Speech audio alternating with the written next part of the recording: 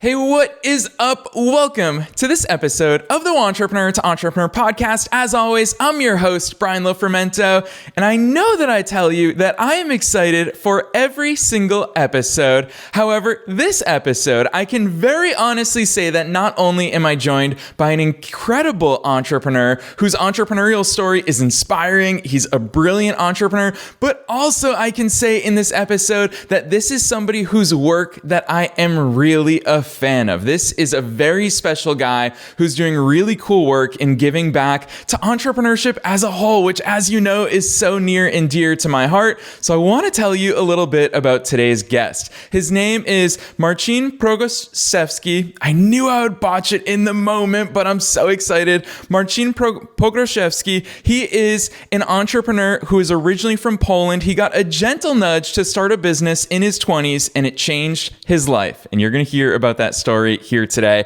Together with two friends, he built an 8-figure digital performance agency and sold it to Dentsu International, a $10 billion British-Japanese media conglomerate. After a successful exit, Marcin decided to move to Silicon Valley, where he got an MBA from Stanford. And this is really cool. He invested $1 million of his own money in the startups that his classmates were building. These investments are now worth around $5 million, returning on average about 50% every year. Marcin now lives in Austin with his wife, who is a fellow podcaster. I love the entrepreneurial spirit in their family. And in addition to his past successes, this is what I think is so cool, and I'm such a big fan of what Marcin is doing with his current project. He has launched The Gentle Nudge, which is a newsletter and a community for anyone who wants to start their first company. Unlike other business creators, instead of just talking about starting your first company, Marcin is actually starting from scratch and building a company this year with his aim of hitting $1 million in revenue. So I'm so excited. I could say a lot more good things about this guy, but instead, let's dive straight into my interview with Marcin Pogroszewski.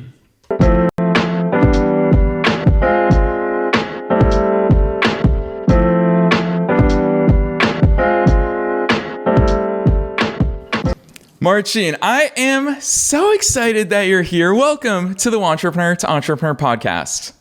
Hi, Brian. Thank you for having me.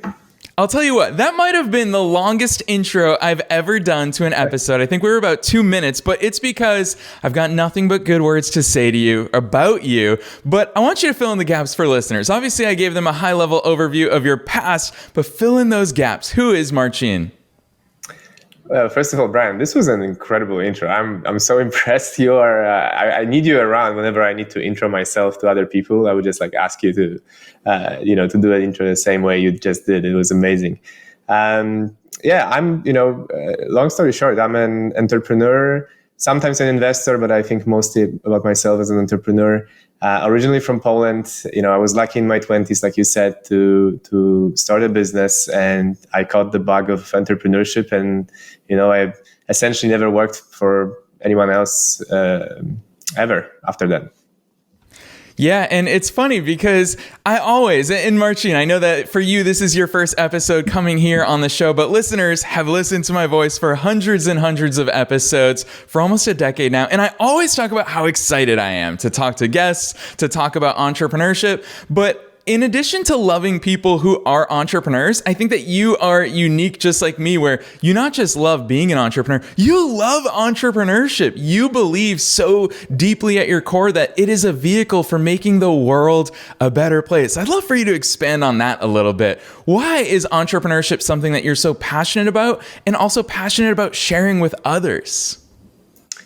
I have this belief that anyone can become an entrepreneur. I'm not saying that, everyone needs to become an entrepreneur, but if you want to become an entrepreneur, you can. And I think there's this false narrative that it just takes a certain kind of person. It takes, you need to be cut from a certain cloth to become an entrepreneur. I think entrepreneurship, like everything else, like cooking or skiing, it's a mindset, it's a skill set. And it's a decision, right? If you decide to be an entrepreneur, you can become one.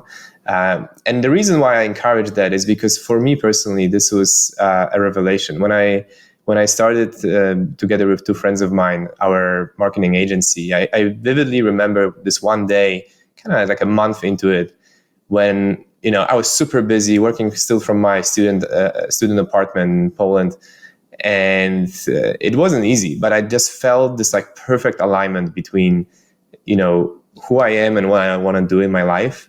This perfect balance between my perceived level of skill and perceived levels of challenge, and it just felt so right. It is like this feeling of like I'm exactly where I want to be, and I'm doing exactly what I want to be doing, and it's just amazing feeling to have in life.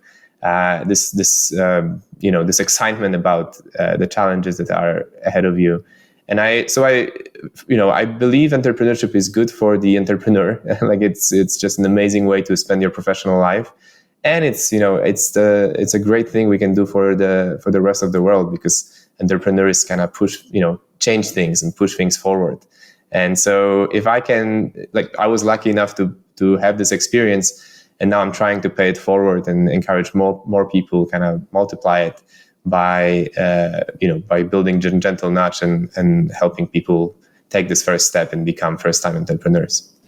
Heck yeah. I love so much about your viewpoints there. Obviously, it's a perspective that I share, having been an entrepreneur since I was 19 years old as well. And Marcin, it's funny for the two of us to be having this conversation in front of so many entrepreneurs and entrepreneurs, because they might be thinking, well, yeah, you guys started your businesses so young. You started when you had nothing to lose. What about me? I have a full-time job. I have a family I'm trying to support. Makes it 20 times harder to start a business. But the thing that I love about most entrepreneurship stories is that we are always starting from scratch in so many different regards. I'm curious to hear your perspective. Starting from scratch, some people would argue, well, you're also starting with an exit. You probably have money saved up from that you're able to invest in other businesses and your own business. What's your perspective after all these years starting from scratch again? It's the best feeling, man. It's the best feeling. Let me just go back to the moment when we started our first business, the agency. It always feels in hindsight that it was easy, but back then I was working for Polish Groupon, and I joined when it was only 15 people. It grew to 400 people in 2 years. It was a wild journey, and when I decided to quit and start the agency, I was being, very much encouraged to stay with the company. I was offered a company car. My salary was kind of almost doubled. I was doing, I guess, a decent job there, and they really wanted to keep me. And so it was not just like, oh, I don't have anything better to do, and so I'm going to start a business as a 20-something-year-old. There was always a better option available, what seemed like a more tempting option to choose from, and so it always feels like you are giving up something, and it always feels like a leap of faith, whether you are 30, 20, or 60 years old. So I just want to put it out there. And then on your question, what does it feel like to be starting again from scratch after having more experience? I think the core feeling is the same. We all have the same fears, the same questions. Is my idea good? Is it bad? Like how to get first customers? Will they like it? Like there are all these same challenges that you need to face over and over, even if you're starting the same business. Obviously, you are moving a little faster. Your ability to raise money is a little better. But I would say the core experience is the same, and I love it. Like it's the thrill. I would say it's the feeling when you are about to hike a mountain, and in the morning you are putting your backpack on and you're putting your jacket, your shoes on, and the butterflies and like the core feeling of excitement that you are about to embark on an exciting journey is always there.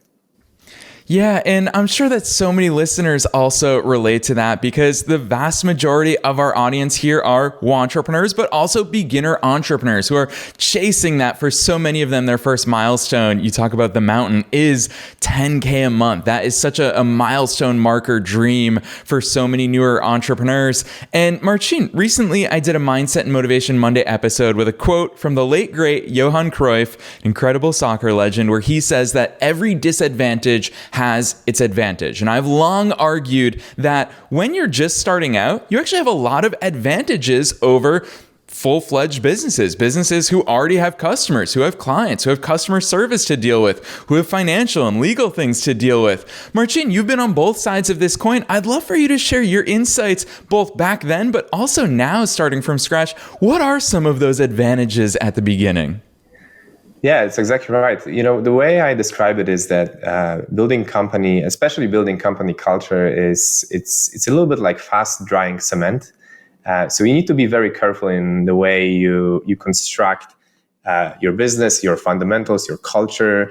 We had this saying at the business school: the culture eats strategy for breakfast, which is very, very true. Like, you may have an amazing strategy, but if you don't build culture that supports it, and the way I defined culture is, what your team is doing when they are not being told exactly what they need to be doing. Right? It's like the kind of internal understanding of how do we behave when there is no instruction. This is all exciting, and you need this is something that no big company, no existing competitor can change quickly on a dime. Very few companies can do it, and so as a starting business, you have this advantage that you can avoid many mistakes that these people, your competitors, have done, and build something new and in a little bit better way. That's actually a working definition of entrepreneurship. It doesn't need to be a completely different, crazy idea. You can just take something that exists and twist it a little bit and build it in your own way and a little bit better, and that's already an amazing business. Yeah, so speaking of that, it's a natural segue into business ideas. And so many people let that be something that holds them back. And Marcin, as someone who's been following your progress here in 2023 on your website, thegentlenudge.com, which, trust me, we're going to talk a lot about at the end of today's episode. But on The Gentle Nudge, you're letting people follow along in your business launch this year and your pursuit of reaching $1 million in revenue. And one thing that I really liked that you put in a blog post, I think it was about a month ago, is you said that you're proud that you chose an idea and you didn't let that hold you back. But then a few posts later, I read you write about how you were questioning, is this actually the idea that I want to do? Where do you? Because so many people wait on the sidelines and they let that idea hold them back, whereas you're allowed to pivot. You just said the concrete is drying slowly when you're starting out your business. So you are able to pivot then. What's your take on finding and choosing and deciding on the right business idea? Yeah, don't let it slow you down. I think it's the good way of thinking about it is to think about it that this is your starting idea. This is not the idea. This is your starting idea, and so pick something that feels reasonable. It doesn't need to be like one of the things that I notice people, and I'm guilty of this myself. Like, people try to find a unique idea, the idea that nobody ever had before. That's it's almost impossible. There are I don't know how many now, 8 billion people in the world. The chances of you finding an idea that nobody ever had before are very slim, unless you are working at some cutting edge technology. Don't let it distract you. I think if anything, starting with a business that nobody ever built is almost a red flag to me, because that probably means that whoever was trying this before you failed, and maybe the idea is just not good. So go with something that feels exciting to you. Go with something that there are several ways of approaching coming up with ideas. One of the ways I suggest, and that's what I'm doing with Treat, is to try and solve your own problem. Like the same way I just mentioned, 8 billion people in the world. Chances are, if you have a problem, there are more people who have a similar problem. And so by solving that problem, you are that you have at least one customer. And then, kind of by law of probability, there are probably many more people who have a similar problem, and you can solve that problem for them. So that's the good way to approach. So in short, try solving your own problem, launch as quickly as possible. This is your first idea. And then as soon as you launch, you'll start learning things, and you will start refining your idea and eventually getting to the idea of the product.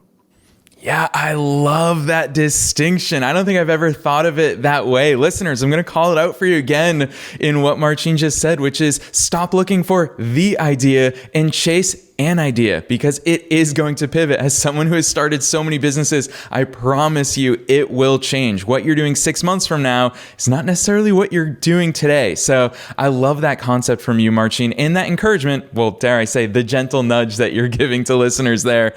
I want to ask you this, because I think you're uniquely positioned to answer this type of question. And it's something that I faced a lot in my early 20s. When I started my first business, a soccer blog, which grew into $1,000 a day advertising business. It was a content blog. I loved blogging, and I obviously love soccer. But a lot of people would sit me down and they'd say, tell me everything that you did. And the more I told people step by step, because I love transparency, the more I realized this isn't exactly replicable, because this happened at this moment in time with these conditions, with these scenarios and outcomes that may or may not ever happen again.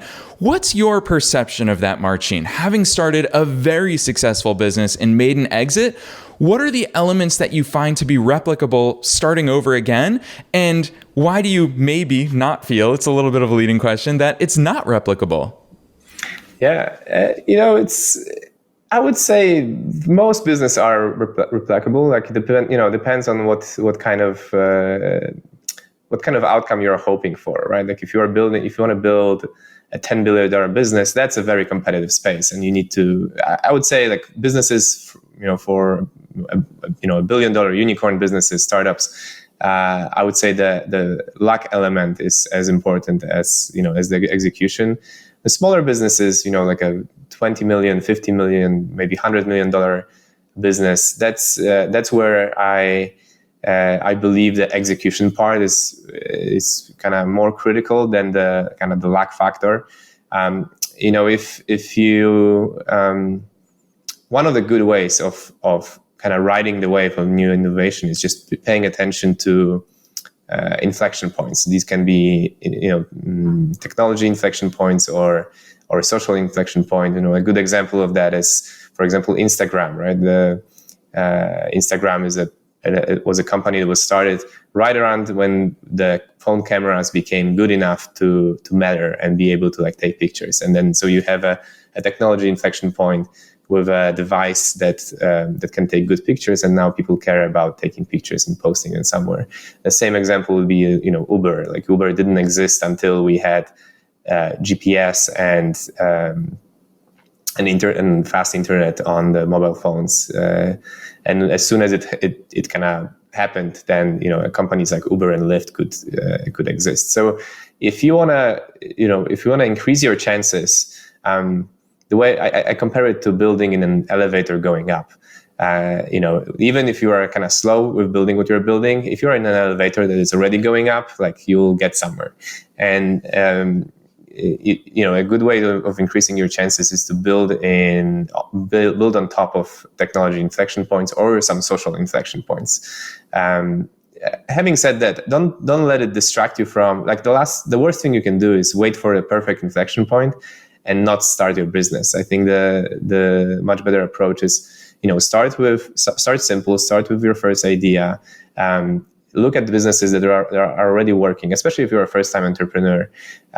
See what you can copy, and copy with pride. There is no shame in copying, the businesses that are already working well. And then and then make it 20% better, 30% better, and you can build a very reasonable business. And the things you will learn along the journey may give you some interesting insights onto how to make it actually a much different business than what you started with. Yeah, I love how you're talking about not only inflection points within our own entrepreneurial journey, but you're right. Things happen outside of us. And a lot of times we think that we are the circumstances only of what's going on inside our own heads and hearts, but we're also operating in an ever-changing world, which I'd love to hear your thoughts on how things have changed from a business growth perspective, having started your agency in your 20s, obviously growing that to probably more than you could have ever wildly dreamed of, to now starting a business in 2023. There's so many tools. There's AI tools. It's never been easier to build a website. I remember my first website. I had to code it in PHP and CSS. Talk to us about some of those differences and similarities between your first business and now your business this year. Oh man, it's incredible. I'm the kind of person that just enjoys configuring all the different like little software and tools that are available. And what's happening now with the explosion of SaaS tools, basically everywhere. I would say building a business is much more about today than 12 or 10 years ago. It's much more about being clever in choosing the right tools and just constantly reminding myself that like, okay, I can try to fix it myself, or I can find already an existing SaaS tool or marketplace where where these things are already available, and I can be 10x more efficient or 10x faster. A good example of that is I was looking for influencers to partner with for the launch of my new project. And I went on, and like my first instinct was like, oh, I'm going to go on TikTok and look for people who match my criteria. But then I went to Fiverr and I found a person who was willing to do the job for $25. And they created a list of 100 influencers with their contact emails and short descriptions of what they do and how many followers they have. And, it took me 10 minutes to write a brief, and then I waited a few days and I got a list for, again, $25 plus tax, which is just crazy. And I feel like these tools exist in every corner of the internet for if you're building a website, if you are running an online campaign, if you need to create content. And now, especially with the proliferation of AI tools, it's getting even more crazy. So I would say, I'm trying to, you ask about the difference, I'm trying to stop my habit of trying to do everything myself and reteach myself to be extremely good in using the tools that already exist. Yeah, and I love the fact that you shouted out some of those tools, like hopping on Fiverr for just $25 and getting somebody else to do the work for you. You're right, there are tools and solutions for everything that we need, but with my listener hat on, I'm just thinking of so many people who are building. We all do this. We all build these barriers and excuses and obstacles in our minds, and we convince ourselves, well, Marcin has it different. He's starting from experience. He's starting from a place of already having a business. But the thing that I love about what you're doing at The Gentle Nudge is I looked at your expenses the other day. You are transparently sharing, here are all of my startup costs for my business, which I do want you to share a little bit with listeners about that business. Talk to us about what you think it actually takes in 2023. You're starting a business with low costs and you hope to bring it to $1 million in revenue. What's your perspective on where people should be spending their money, and how much money does it really take these days, Marcin? It really depends on the business. So as you mentioned, I'm trying to build Treat, the company, as you mentioned. I'm trying to build from zero to $1 million in revenue this year. I'm trying to build it as cost efficient as possible. Mostly because I want it to be relatable to all the people. My first goal is to nudge more people to become entrepreneurs. That's my mission, and the Treat project is kind of an excuse to show step by step how I'm thinking about building a business. What mistakes I'm making. How I'm. What's my decision making process. And I think I really didn't want it to feel like I'm going to put $500,000 in advertising and I'm going to launch this business, because that's not something most people can do, especially with their first business. So I'm keeping the costs as low as possible and trying to be very frugal. I actually encourage this to everyone, even if you have the money to invest in your own startup at the beginning. I encourage, especially when you are still in the product market fit phase, when you are still figuring out what the product exactly is. Refraining from boosting your sales and boosting your marketing too much before you really know what the product looks like. So that's my approach. I think it's helpful. It helps entrepreneurs become more resourceful and clever about it. you ask about the price, like what does it cost to launch a business these days? If you're clever about it, it doesn't need to cost almost anything. You can create a product using Canva. You can create a free e-commerce online commerce store with Shopify. You can put these things together, and then you can launch on TikTok some clever advertising videos, get some people to look at your website and get some first pre-orders. Once you have pre-orders, you can start getting the product from the suppliers. And so obviously it's much more complicated than I try to make it sound, but it doesn't take $1 million to launch a business for sure. You can go by with $1,000, $2,000, and I would say the bigger cost or risk here is that, you need to commit time, and there is a opportunity cost, right? So many people work full-time jobs and they want to start a side hustle, and I would say that's the bigger part of the equation, where you need to juggle your full-time job with launching your business on the side, and that's tricky. I actually loved what you said in your previous episode. On one of the previous episodes, there was this advice that many people wait to start their business when they are less busy, and your advice was to start when you are busy. And I think that's an excellent advice. There is never a better time to start your dream business than now, and you will always find excuses not to do it. So just do it in the moment and figure it out. I really like this advice, kind of launch yourself into it and then figure it out on the go. Yeah, Marcin, I know that we're both big fans of quotes, and so obviously it reminds me of my favorite Chinese proverb: the best time to plant a tree was 20 years ago. The second best time is right now. So I totally dig that advice. And to add on to what you said, it put a big smile on my face when I was looking over your startup cost and I saw domain, $12, email server, $6. And for me, it really brought me back to my beginning days, because I started my first business with $120, and that was pretty much just to pay Bluehost for a year of hosting and a domain name. So I totally relate to that. And also, to tie in what you said about actually getting revenue pretty quickly, I want to remind listeners, it's probably back in the first 300 episodes of this show, we had Kanchan Singh on, who now has started the largest chain of cat cafes in the United States, starting in LA. She's got locations in DC. I don't know where she's expanded now, but she is a 7-figure business. She started out by creating a Kickstarter campaign and getting her first $25,000 in revenue before she even had a cafe. So I love that you brought that into focus for listeners, Marcin, and it's super actionable for them. So instead of me just teasing the gentle nudge, and you've now teased Treat a little bit, tell listeners directly, what is the gentle nudge and how does it tie in with Treat, and what is your business, Treat? Yeah, so let's start with the gentle nudge. The gentle nudge is my vision for what I want to do for the probably rest of my life. I made it my life mission to nudge people to become entrepreneurs, especially first-time entrepreneurs. It changed my life when I was in my 20s, and it just feels right to pay it forward and create content.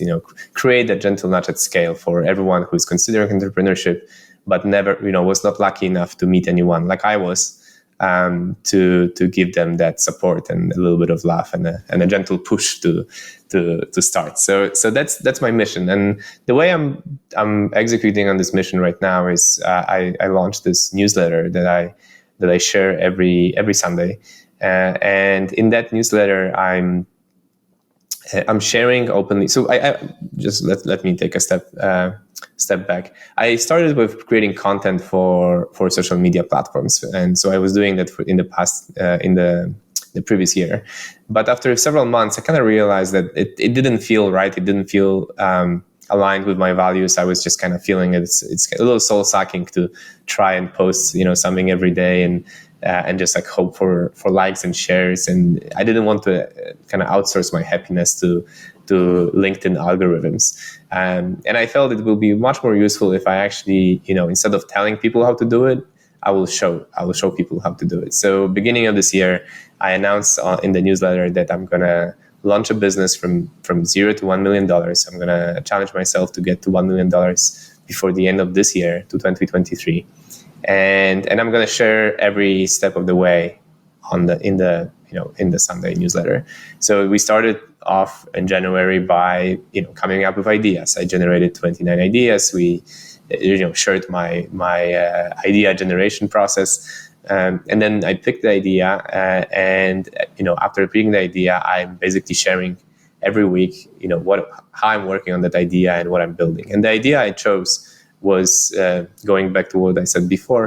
I was trying to solve my own problem. So I think some people resonate with that. I have a sweet tooth, so whenever I try to get a candy or 2 scoops of ice cream, I always end up at the bottom of the pint. And so I wanted to help myself, enjoy the sweet pleasures of life, but enjoy it more mindfully and stop myself from binging on sugar. And so the idea for Treat is very simple. It's a subscription box of sweet treats that I source from local, small batch candy manufacturers and chocolatiers all around America.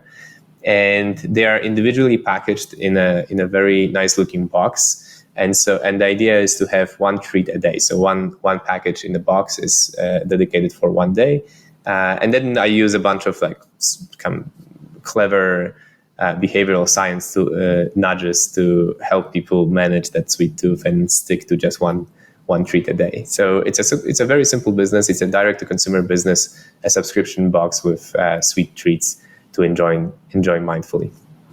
As a fellow sweet tooth, I'm guilty of that for sure. I do love the mission and how you are serving yourself in that. Marcin, right before we hopped on today, I was slamming some dates because I'm always looking for healthier snacks. And I like to think that dates are at least a little bit healthier than most other sweet options. So I love what you're doing with that business.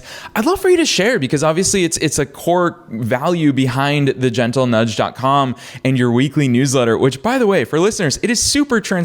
Marcin is showing you, here's how many people are on my email list. Here's exactly what I'm doing for my launch strategy. He also breaks it down. I love how you always summarize every week. Here's what's in my brain. Here's what's in my heart. And you do those mental check-ins. It's a lot of intentionality behind the things that you're doing. So listeners who are busy starting their own businesses are probably thinking, well, Marcin, you clearly have grown a business before. I'm curious what your launch strategy is. You've already talked to us about TikTok, influencers, finding those. What are some of those strategies that you're rolling out up front? And how do you, a year's a long time, a lot can happen in a year. What is your longer term growth plan for the company?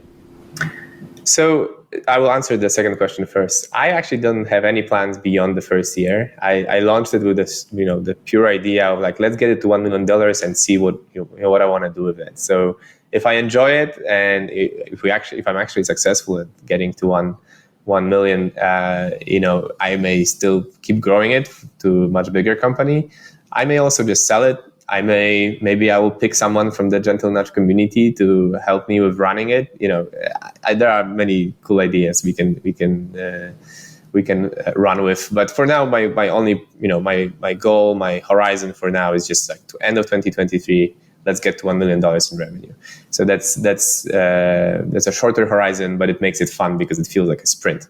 And on the launch strategy, I really want to explore. This is something that didn't exist as much during my times when I was running the performance marketing agency. I really want to explore launching using influencers. So I already mentioned TikTokers. One idea I have is to just record a video that has some virality potential, and then reach out to those 100, maybe even 1,000 TikTok influencers, offering them that if you generate any sale or any pre-order on the treat, I will share with you a percentage, or I will pay you $10, $20. I need to figure that out, but just kind of very easy pay for effect strategy. And currently I'm thinking maybe I'll just ask them to stitch the video that we will produce, so they can comment on that video. You can do all this funky stuff on TikTok. And TikTok has everyone says these days TikTok has some interesting view numbers. It seems to be the easiest platform right now to go viral or get at least a lot of eyeballs. So that's the strategy, and we'll probably launch with pre-orders. So I want to first get pre-orders. This is a strategy I learned from the founder of ButcherBox, butcherbox.com. It's an organic meat subscription box here in the US. They on another podcast that I'm sure you're familiar with, How I Built This. Mike, the founder, shared that he launched ButcherBox by launching a Kickstarter campaign, launching pre-orders, and then getting first customers through social media influencers. So that's the strategy. Going back to my point, copy with pride. It seems like it's working, and why not try this strategy? And especially because it's kind of risk-free. If you're paying only for the effect, then I'll have the money to pay the influencers for their work.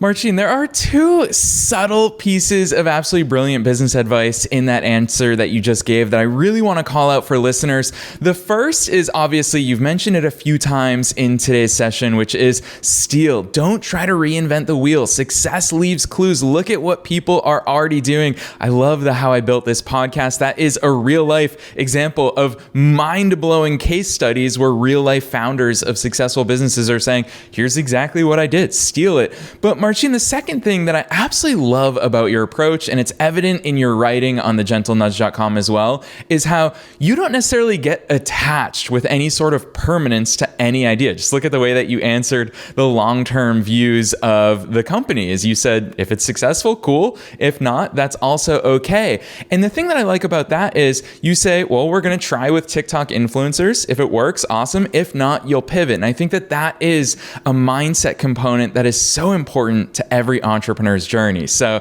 I love those pieces of brilliance right there on display, which leads me right into, I always like to ask a broad question at the end of these interviews, Marcin. And for you, I think the question that I really want to ask you, knowing that one of your core beliefs is anyone can be an entrepreneur, what are those essential ingredients, whether they're mindset-wise or however else you want to take this answer? What are the essential ingredients that entrepreneurs need to actually build a successful business and start positively impacting people?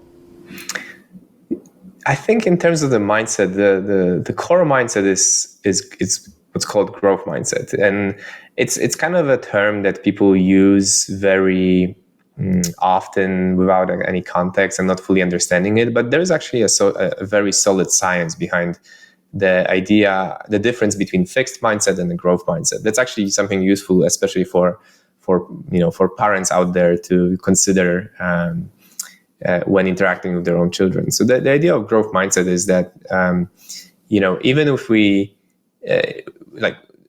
if I were to summarize it, it's I don't know how to do it yet. It's the idea of adding yet to everything that we are doing, and that just having this growth mindset helps us cope with challenges and helps us cope with questions that we may not have answers to yet. And having that growth mindset is just really especially in entrepreneurship, it's just a healthy way of approaching all the problems. I don't know how to grow treat yet. I don't even know exactly which treats we'll have in the box yet. And if you approach life with the growth mindset, it's usually much better for you, for your mental health, for your sense of self-esteem, for your overall happiness, because you just see the world as this beautiful puzzle that you don't know all the answers to.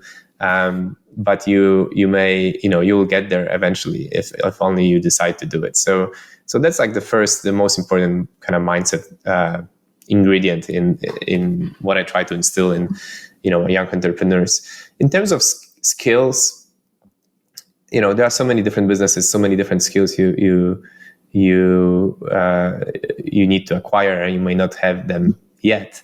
But I would say the interpersonal skills, the soft skills that are, they are important for getting a team, building a team, and the best companies are usually the ones that have, as I said before, strong company culture and being able to convey your vision and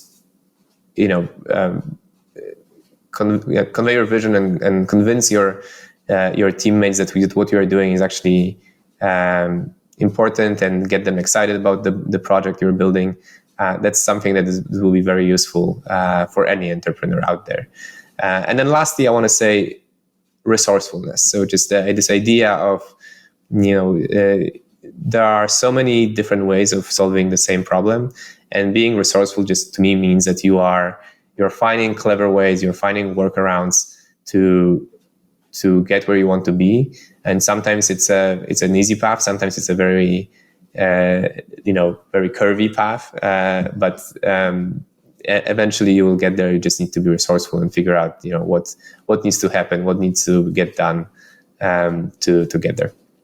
Heck yes. Incredible advice all around. The greatest resource is resourcefulness. One of my favorite quotes of all time. So I love how you brought that up, Marcin. And I think it's safe to say, on behalf of every listener around the world, from now on, when we hear the word yet, or when we have that positive growth mindset thought, we're absolutely going to think of you. So I love the illustration there. And I love how you finish all of those sentences with yet, because you're absolutely correct that we can change any circumstance that we want to. And if you don't know how to figure it out yet, then that is something that can easily be solved. So Marcin, I obviously love all of the knowledge that you dropped on listeners here today, but I also deeply love and admire and am a big fan of everything that you're doing at the Gentle Nudge. And I love how you're passing it on to a whole new generation of entrepreneurs. So with all of that said, I want to open the stage to you to tell listeners where they can follow you, where they can find the Gentle Nudge, and how they can follow along on your journey.